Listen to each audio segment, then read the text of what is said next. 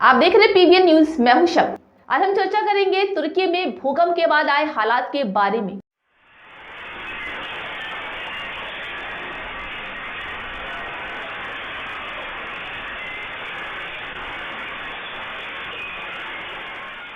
जी हां, तुर्की और सीरिया में 6 फरवरी को आए भूकंप ने खतरनाक तबाही मचाई है, जहां इन दोनों देशों में अब तक 36,000 से ज्यादा लोगों की मौत हो चुकी है।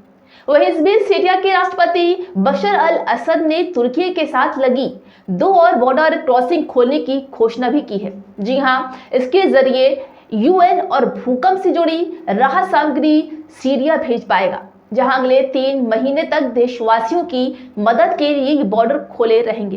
वहीं 2011 में सीरिया में शुरू हुए सिविल वॉर के बाद पहली बार ये सीमाएं खोली गई हैं। जी हाँ, आपको बताते चले, इससे पहले सोमवार को संयुक्त राष्ट्र ने कहा था कि त्रासदी से उत्तर पश्चिम सीरिया में लोगों की मदद करने में पूरी दुनिया नाकामयाब रही है, जहां इस इलाके पर विद्रोहियों का कब्जा है। वहीं यूएन के मुताबिक सीरिया में 53 लाख लोग बेघर हो सकते हैं, जहां दोनों देशों में 9 लाख लोगों को तुरंत गर्म खाने की जरूरत है। वहीं तुर्की के एक बिजनेसमैन ग्रुप के मुताबिक त्रासदी से देश पर $84 बिलियन यानी 6,946 अरब रुपए खर्च का भार आ सकता है। इसमें $17.8 बिलियन इमारतों की मरम्मत में लगेगा, जहां सरकार को $10.4 बिलियन का नुकसान होगा। वहीं देश भर में काम ठप होने से $2.9 बिलियन की हानि होगी। आपको बताते चले कि सीरिया में रेस्क्यू ऑपरेशन छोड़कर कई ऐसे देश हैं जो अपने घर वापस लौट रहे हैं। जी हाँ, कई देश सीरिया बॉर्डर पर रेस्क्यू ऑपरेशन छोड़कर वापस लौट रहे हैं, जहां रविवार को इजराइल ने सुरक्षा कारणों का हवाला देते हुए अपनी टीम हथजाला ग्रुप को इमरजेंसी फ्लाइट से वापस बुला लिया। इससे पहले जर्मनी और ऑस्ट्रेलिया ने भी अपने बचाव दलों को तुर्की से निकाल लिया था। दरअसल इजराइल समेत कई देशों की इंटेलिजेंस एजेंसी को इनपुट मिला है कि तुर्की बॉर्डर पर अलग अलग गुटों में हिंसक झड़प होने वाली है, जिससे वहां पहुंचे बचाव कर्मियों की जान को खतरा है। वहीं जर्मनी के बचाव दल ने भी बताया है कि वहां गोलीबारी हो रही है। वहीं तुर्की के कहरामनमारास में रविवार देर रात 4.7 की तीव्रता का एक भूकंप का झटका महसूस किया गया, जहां तुर्की में 6 फरवरी को आए भूकंप के बाद लगातार आफ्टर शॉक आ रहे हैं, जिसने लोगों को परेशान कर रखा है।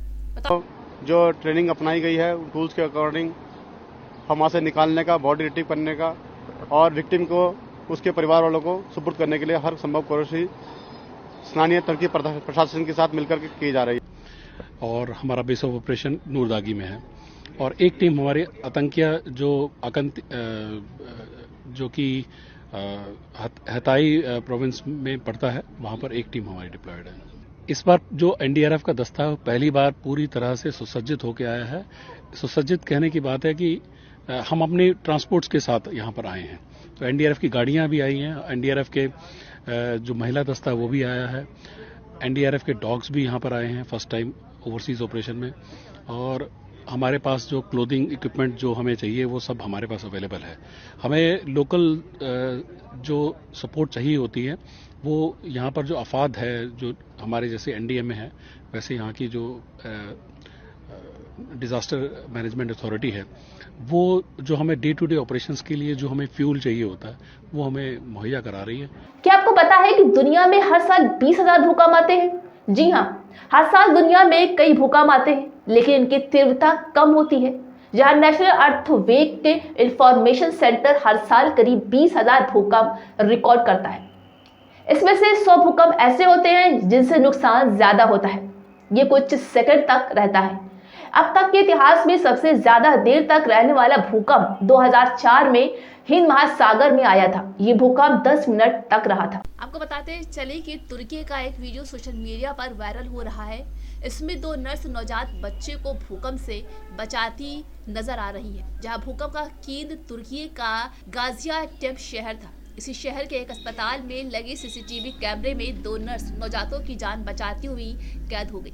वहीं तुर्की में मलबे से बाहर आ रहे जिंदा दिली के किस्से हैं। जी हाँ, आपको बता दें कि कोई यूरिया पीकर 5 दिन जिंदा रहा तो किसी ने गाने सुनकर मन बहला लिया, जहां 6 फरवरी को तुर्की सीरिया में आए 7.8 तीव्रता के भूकंप से अब तक 25,000 से ज्यादा लोगों की मौत हो चुकी है, जहां 95 से ज्यादा देश यहां मदद भेज रहे हैं। वहीं रेस्क्यू ऑपरेशन जारी है, जहां तुर्की में अब तक 30,000 से ज्यादा लोगों को बचाया गया है। इसी बीच सोशल मीडिया पर सर्वाइवल के कई किस्से भी वायरल हो रहे हैं, जहां त्रासदी की दर्दनाक कहानियां हैं, जहां मलबे में दबे प्यासे बच्चे को ढक्कन से पानी पिलाया जा रहा है और जहां बेटी मर गई पर पिता ने हाथ नहीं छोड़ा।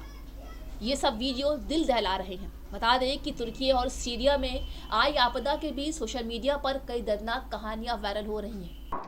जी हां, तुर्की इस वक्त आर्थिक संकट से गुजर रहा है, जहां देश की करेंसी लीरा लगातार कमजोर भी हो रही है और महंगाई दर 57% हो गई है, जहां कॉस्ट ऑफ लिविंग के बढ़ने से जनता परेशान भी है।